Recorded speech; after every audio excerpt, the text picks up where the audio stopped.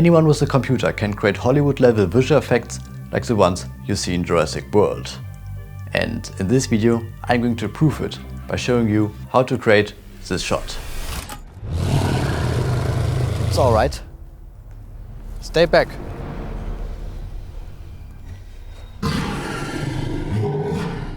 I walk you through the entire process of creating this effect, from shooting the footage, to adding the dinosaur in Blender, to compositing, and finally sound designing the whole scene to really bring it to life.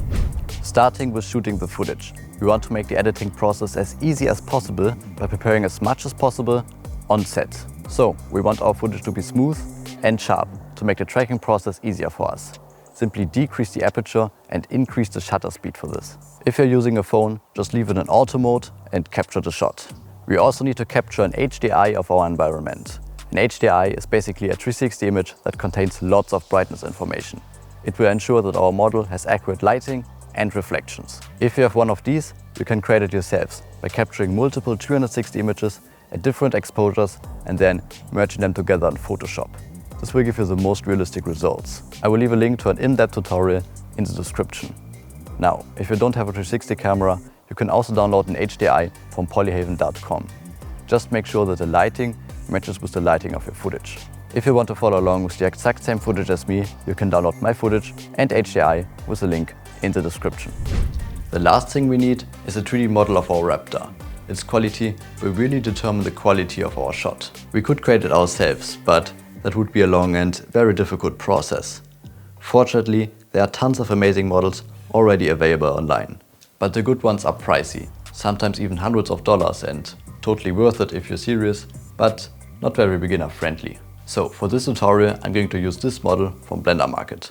It's super high quality and lets you control the amount of detail according to your hardware. It comes with a really nice rig with lots of advanced animation options. It costs only $29, which is a great deal for this quality, and I even reached out to the creator and asked if he could create a discount code for you guys, and he agreed. So it will only be around $20 for you guys. So thanks again for that. But if you don't want to spend any money on the shot, you could for example use this model from Blender Kit, which has a decent quality and a rig as well. Now with all our assets sorted, we can fire up Blender. Alright, so here we are in Blender. And the first thing we're going to do is track our camera, which means that Blender is going to analyze our camera movement so that we can then later add 3D objects in our scene and they will stick in one place. Alright, so come up to the plus here and then go to Visual Effects and add a motion tracking workspace. And right here we can open our footage. Like I said, if you want to, you can download mine with a link in the description. And before we're getting started, I want to go here to the right side and change the resolution to match my footage and also match the frame rate to my footage. In my case, the footage is 30 FPS in 4K resolution. Now movies are always shot in 24 FPS, so if you really want to get the most cinematic result possible, then you should change this to 24 FPS and then also make sure your footage is recorded in 24 FPS. But in my case, 30 FPS will work fine. Then you can zoom out here and look how long your footage is. My footage is 260 frames long, but I want to stop here at 240 frames. And then we can start with the tracking process. We could either use the detect features options here to automatically add in a lot of tracking markers or just add them in manually, which is what I'm going to do. But before I'm going to do that, I'm going to change the match type from keyframe to previous frame and then just zoom in while being on the first frame here. And then with control clicking, I can add in a tracking marker, press S to scale it up here. I always like to look at the track window here at the top and then just press track forward. And this one right here tracked pretty well. And now I just need to add in more tracking markers, at least 8 in total. Okay, so once we got our 8 tracking markers, we can move on to the Solve tab right here. And now we need to choose an A and B keyframe, which basically should be the 2 frames with the most amount of perspective shift in between. So you can just play around with it and see what gives it the best result. But for me, I'm gonna go with 1 and 120. Then just press refine focal length and solve camera motion. I got a solve error of 0.82 pixels, which is good. Basically everything under the value of 1 is a good track. As the next step, we need to choose our origin, which is basically the center of the scene. So for me, this should be right here. And for Blender to know what position I mean, I need to add in a tracking marker right here. We just need it for a couple of frames. So I'm just gonna go to frame 230, make it a little bigger and track it for the remaining 10 frames. And then we just need to resolve our camera. So press that again and make sure our solve error didn't get worse than before. Then we can select the tracking marker and press set origin and also set up tracking scene and set as background. So if we take a look at the camera here at the top, we can see that it's not working out the way we were hoping for. And that's because our ground plane isn't aligned with our actual ground right here. So what we need to do is add in 2 more tracking markers, which combined make a straight floor. So I'm gonna add one right here and I'm gonna put one right here. Then resolve camera motion, select the 3 tracking points and make them the floor. And if we now go in layout tab, switch to camera view, maybe delete the cube right here. We can still scale down the ground plane to get a better view. And we can see that it's not perfect, but I think we can work with it. Our only problem is that our X and Y axis are messed up, but we can easily fix that in a motion tracking workspace by just selecting one of these tracking markers and making them the X axis. And now that's looking a whole lot better. Alright, so now it's time to import our 3D model. You can either use this one from the Blender market, or if you don't want to spend any money, you can download the Blender Kit add-on right here. And then in Blender you can just install the add-on by going to Edit, Preferences, going to Add-ons here on the left side, installing the zip file, and then enabling the add-on right here. And once you've done that, this bar should pop up here at the top, and you can just search for Raptor and then choose this one right here, and then it will be automatically downloaded and imported into your scene. We can just close it out right here, and then maybe select the hierarchy and scale it down like this and match it to the scene. Now if we press the rig right here, we can press Ctrl and Tab to switch into pose mode right here, and then select a couple of control bones to create our own animation. Now if you're using the paid model, you will have to unzip it and then head up to File, Append, then just double click on the Blender file, go to Collection, select Raptor and Append. And as you can see, the model is then imported into your project. The model is always imported into the selected collection, so make sure to select the scene collection before you import it so it doesn't get messed up in some weird collection. So I'm just gonna collapse the Raptor right here, and everything that still remains, I'm just gonna select it right here, because these are some controls that we won't need. So just select them and press M and move them in a new collection called Control Rig, and then we can just collapse it and disable it. So now scale the model down. We need to select the rig and then just press S and scale it down. And as you can see, it's not looking very realistic just yet, but that's because of the multi-resolution feature. So you can just select the Raptor and then here under modifiers, choose your level of resolution from 1 to 5. Now for rendering, it's automatically set to 5, but for working in the viewport, you can do something like 2 or 3. Now before we start animating, we still need to change one thing, which is that our camera isn't entirely straight.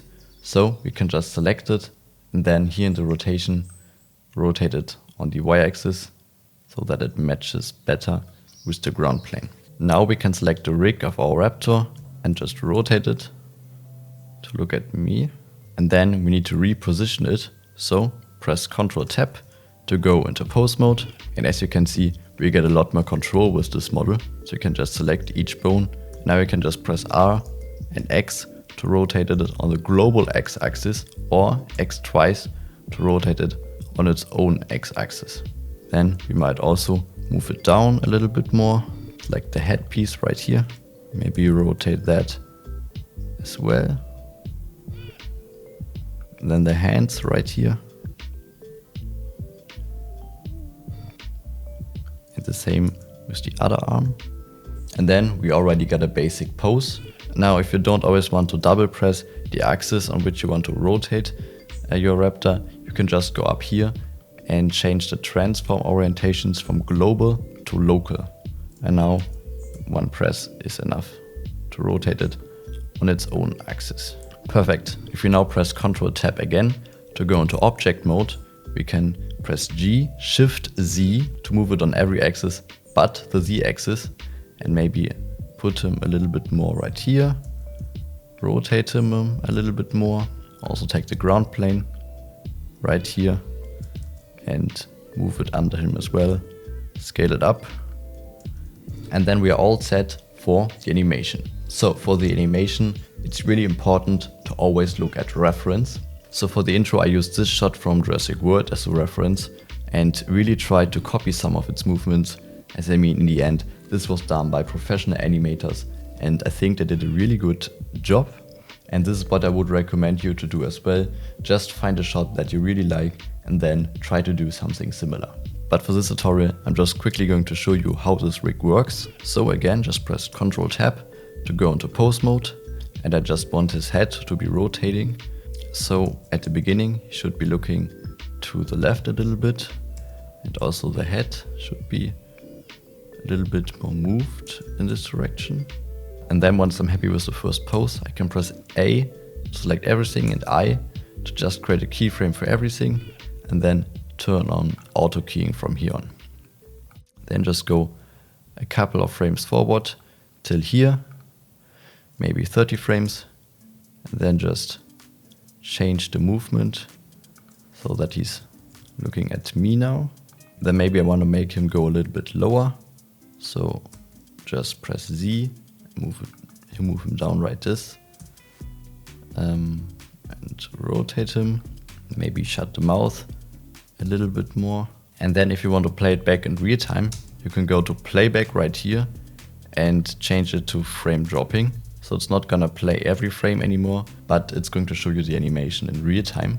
And what you could also do if you want to check the animation at the end is select the camera in object mode, of course, and then disable background images.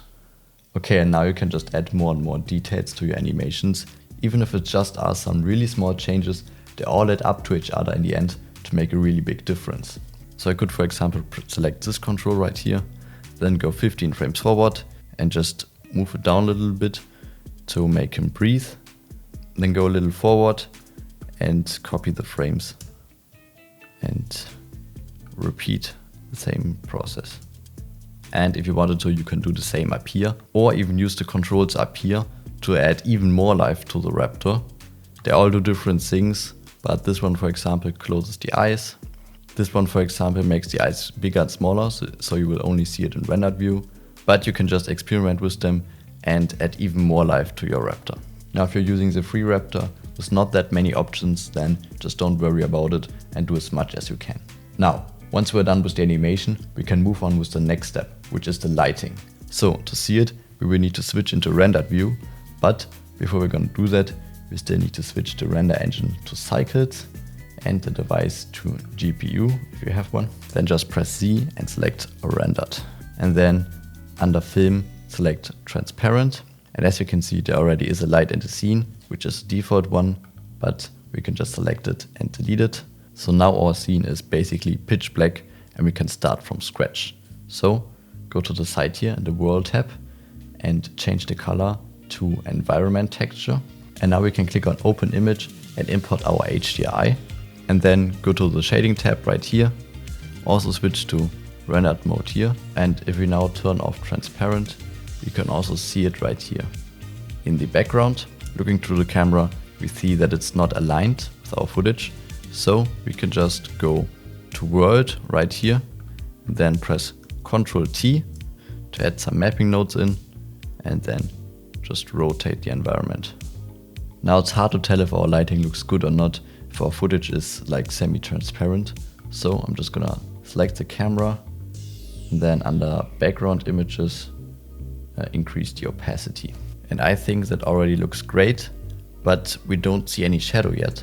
So I'm gonna delete the ground plane we already have and create a new one and move it in a position where it can receive any shadow This right here looks pretty good. And then we can go to the object properties, visibility, and then select shadow catcher. Now I'm noticing three things that aren't quite right with this. The first one is that the ground plane, although it's not visible anymore, is still casting a white reflection on our raptor. If you look here at the legs, and then I'm just gonna enable and disable the ground plane, we can see that it's becoming a lot brighter when the ground plane is enabled. And that's just because it's still completely white, but we can easily fix that by selecting it and then giving it a new material right here and selecting the ground as a color. Now the second thing is that we only get this little contact shadow here at the ground, but if we look at the trees, they all got this really long shadow, and that's just because the HDRI isn't strong enough. So we're just going to add an extra sun into our image by going to light and then selecting sun. I'm just gonna move it up so I can see it a little better, and then I'm just gonna match the shadows of the raptor with the shadows of the trees. And the third one is that our shadows are just completely flat, but our ground plane isn't. So I'm just gonna select it, then subdivide it here a couple of times, and then add in a subdivision surface, modifier set to 2 and simple, and also add this place modifier. Then we can go ahead and create a new texture right here. Then also go down to texture and select clouds, and then maybe change the size to something really small and decrease the strength right here. And like this we get more accurate shadows. Now as the last step we need to render our scene. So come up to the render tab right here, make sure GPU is selected, and also under edit, preferences, system. If you have an NVIDIA graphics card, make sure that optics is selected, and then we can set our samples right here. I'm gonna go with 512, but 200 to 300 will also work just fine. Then also turn on denoising and make sure that motion blur is selected. Now we want to render in 2 layers to give us the most amount of control in compositing.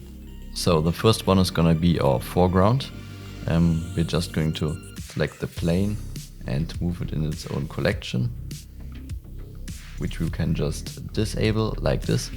So only the raptor will render. And then we can come up here and switch to the background collection, which is already automatically created. And now we will need to disable the control rig again, and then come up here and select indirect only, which will give us a new option like this.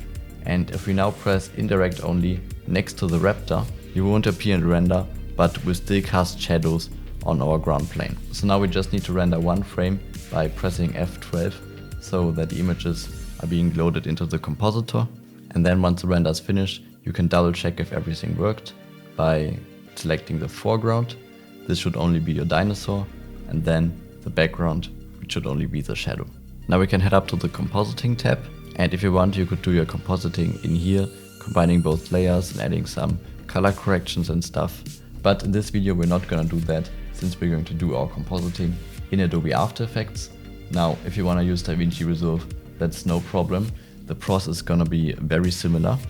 We're going to start by just deleting everything except for our render layer with nodes, and then we can press Shift A and add in a file output node, and then here under node and properties we can rename the first one to foreground, and then add another one called shadow catcher, and then select foreground right here and connect the foreground with the foreground, background right here, and then input the background into the shadow catcher.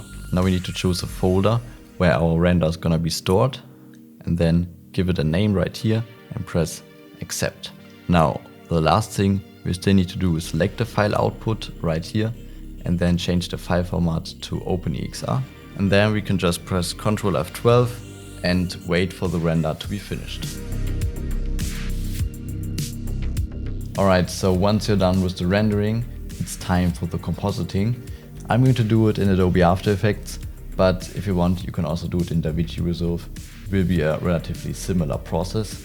But for Adobe After Effects, we're going to right click in our project panel and then select Import, File, then open up the folder with your rendered frames in it and click on the first one and then scroll down to the last one called foreground, shift click on it, and then select open EXR sequence, and then again import file, and then select the other half and also open EXR sequence, and then we could import both of them in Adobe After Effects.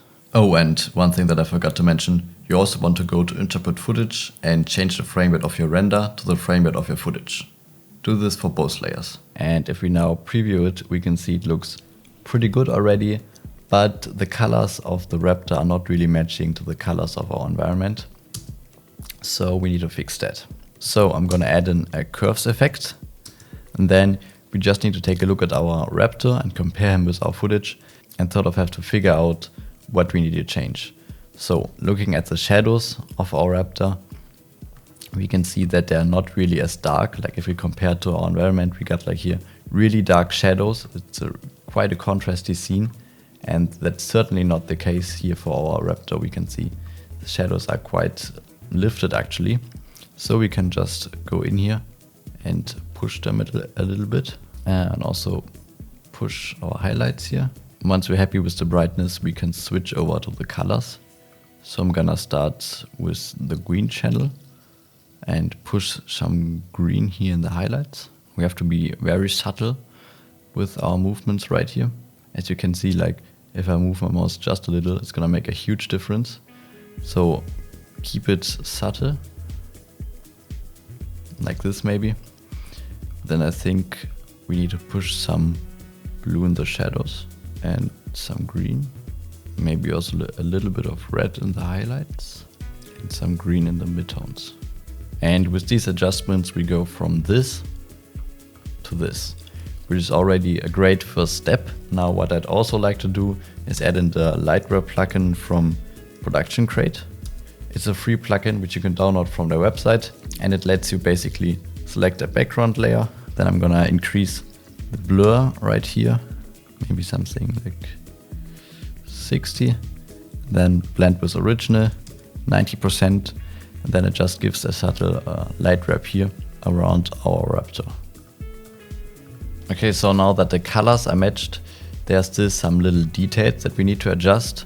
Like if we look at our raptor right here, we can see it's perfectly sharp just because it's a CG render. And if we look at our background, that's just not the case.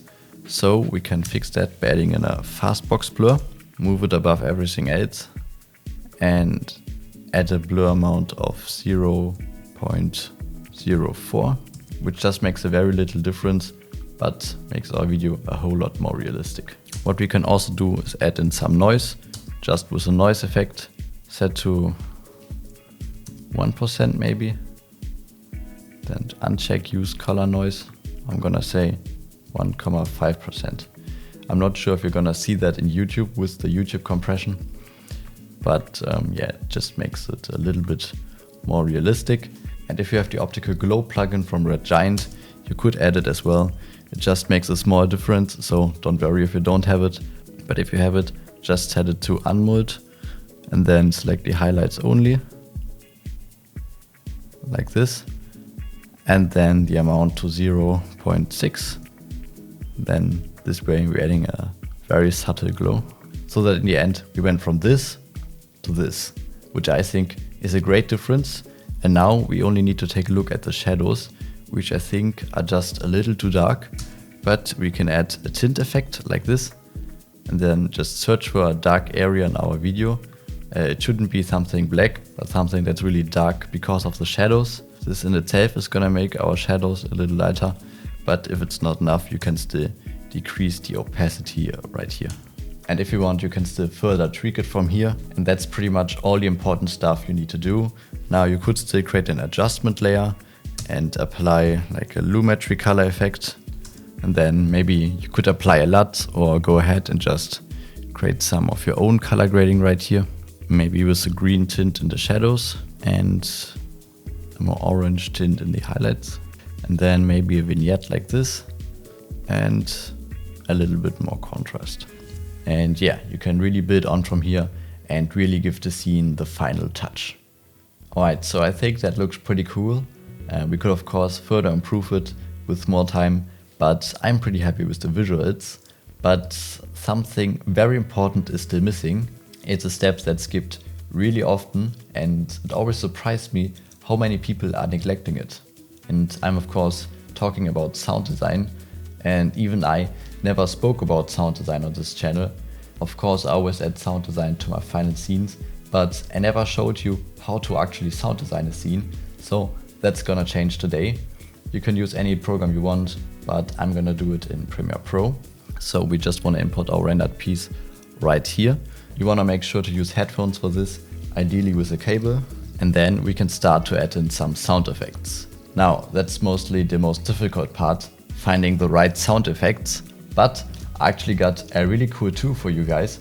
It's a program called Soundly, and you could just search for a sound effect right here, and then they're all listed for you right here. You can just click on them to take a look, and then just highlight the part you want and import them into your editor of choice with no extra downloading or anything, just drag and drop, which in itself is already really convenient. But they also got a huge library of high quality sound effects so that you can always find what you need. Now they have a free version with lots of high quality sound effects, but if you head up to User, Profile, and then scroll down to promo code and enter the code BSP Studios, you get a 3-month Pro subscription completely for free, no credit card or anything required. So really make sure to use this and then follow along with this tutorial. Alright, I'm gonna start by deleting the first part of the audio right here. As you can hear the footsteps of my brother who was filming this video, but it's of course not very cinematic, so I'm gonna remove this. And now we're going to need some ambient sound. So I'm gonna search for forest. Yeah, quite like that one, especially this part right here. So I'm just gonna select it and import it here in the timeline. So I wanna have this whoosh right here at the point where it comes closer to me. As a next step, I'm gonna need some footsteps. So I'm just gonna search for footsteps dinosaur. Or maybe footsteps creature. Yeah, these ones are pretty good. So I'm just gonna select them here and import. So this one should be right at the start. Now they should be a lot quieter, so you can just highlight them, press G and then -18 maybe. And then of course we need a raw sound effect. So we can just search for it right here. So this one could work. It's alright. But I think it needs to be a little more powerful. Maybe if you combine this one with this one.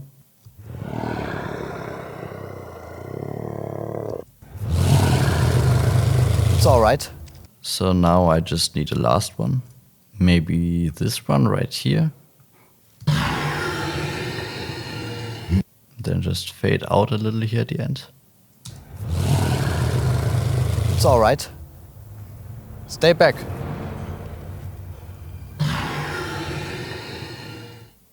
Alright, I think that sounds pretty good. We could of course add even more sound effects, but for this tutorial I'm going to leave it here. And if you've made it to here, then tap yourself on the shoulders as you did a great job. Make sure to upload your video on social media and maybe even tag me so that I can see it. It's alright. Stay back.